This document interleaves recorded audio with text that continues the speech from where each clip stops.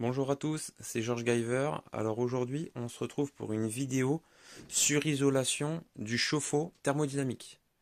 Donc pour des soucis d'économie d'énergie, j'ai décidé de surisoler mon chauffe-eau. Donc là, j'ai acheté un kit isolant chauffe-eau. Donc en fait, c'est de l'isolant fin, enfin mince, multicouche. Voilà, comme ça. Donc ça, j'ai déjà commencé à découper le plafond, voilà, le dessus.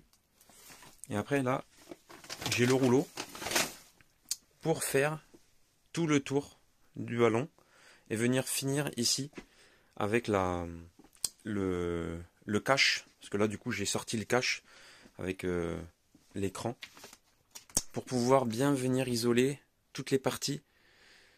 Ici, c'est ici qu'il y a la résistance, donc il y a un énorme pont thermique au niveau de la résistance électrique, et comme je l'utilise qu'en thermodynamique, c'est-à-dire avec la pompe à chaleur, j'ai retiré la résistance.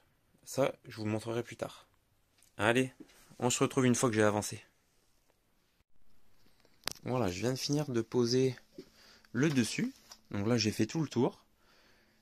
Donc j'ai pas fait comme sur la notice, j'ai pas découpé un rond du diamètre du ballon et après venir mettre les côtés et faire juste ici un raccord en scotch. J'ai préféré vraiment rabattre le carré qui était fourni en faisant tout le tour. Voilà. Donc là, le plafond. Voilà. Donc là, j'ai fait tout le tour du ballon. J'ai sorti les ergots ici. Voilà. Qui me permettent de fixer le capot. Le capot qui se trouve ici. Donc les ergots qui sont là. Comme ça, quand je viendrai replaquer le capot. Bon, ici, après, je vais finir du coup le bas. Mais ici, je viendrai complètement sur l'isolant. J'arrête pas l'isolant au niveau du plat au niveau du capot. Donc voilà. Donc je vais continuer le tour et on se retrouve après. Je vous retrouve quelques minutes après mon combat pour réussir à dérouler l'isolant mince tout autour du ballon en essayant de passer entre le ballon et les canalisations, les arrivées électriques, le groupe de sécurité. Donc là ça y est, j'ai fait tout le tour. L'isolant, voilà, il a été déroulé tout autour du ballon. Maintenant il ne me reste plus qu'à faire ici le raccord. Donc ici je vais venir mettre voilà, du scotch alu pour longer ici le capot. Et après faire la finition sur le dessus. Mais là déjà j'ai réussi à l'enrouler. Allez, on continue. Voilà, j'ai avancé sur l'isolation du chauffe-eau. Donc j'ai rajouté des morceaux là où il y avait des trous. Parce que du coup j'ai pas pu faire le tour complet du chauffe-eau à cause de l'unité de l'unité centrale où il y a le capot. Du coup j'ai réussi à faire des raccords avec le scotch alu pour isoler au maximum les parties où il n'y a pas justement de circuit imprimé.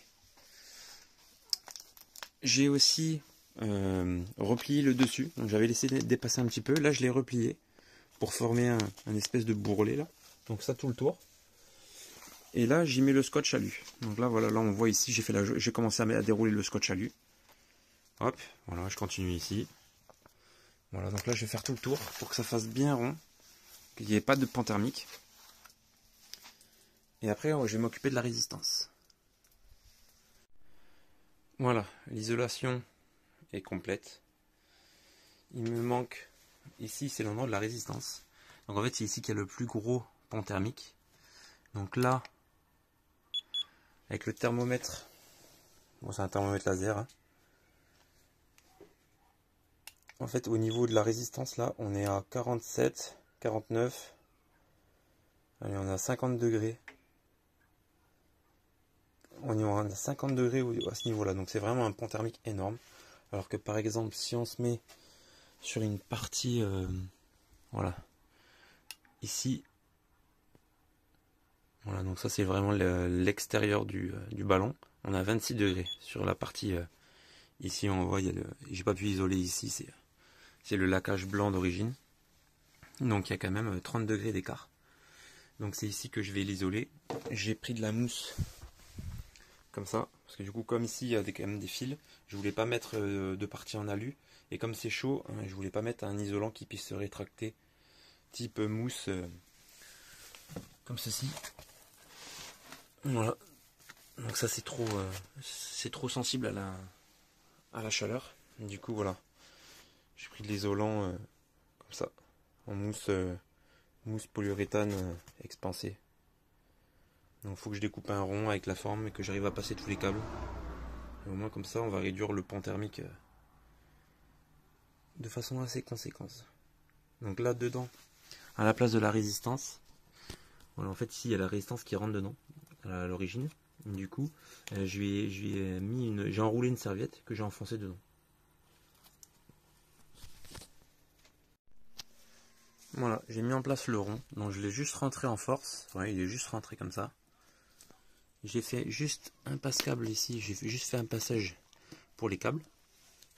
Et après c'est juste posé, de toute façon, il y a le capot, de toute façon ça va pas s'envoler. Donc voilà. Donc là l'isolation est complète. Donc là, bon après je viens de le mettre, donc on va pas vraiment avoir une référence, mais voilà 25. Si je vais un peu plus vers le côté, voilà 30. Là où il y a les câbles.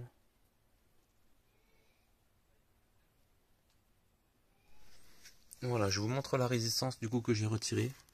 Bon, elle est neuve parce qu'elle n'a jamais servi. Bon, elle a dû servir quelques fois, mais en fait le ballon comme ça, un chauffe-eau thermodynamique, bah, du coup, en fait j'ai utilisé que très peu la résistance parce que ça consomme énormément.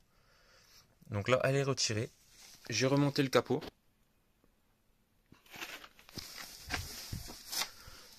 Donc voilà, c'est reparti. Donc j'ai mis seulement la pompe à chaleur. Donc pour ça, je me suis mis en mode installateur, fonction avancée.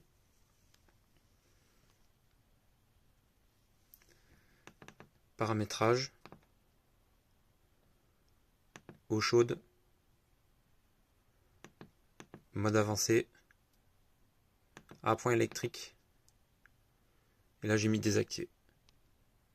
Voilà. Donc là il est déjà désactivé.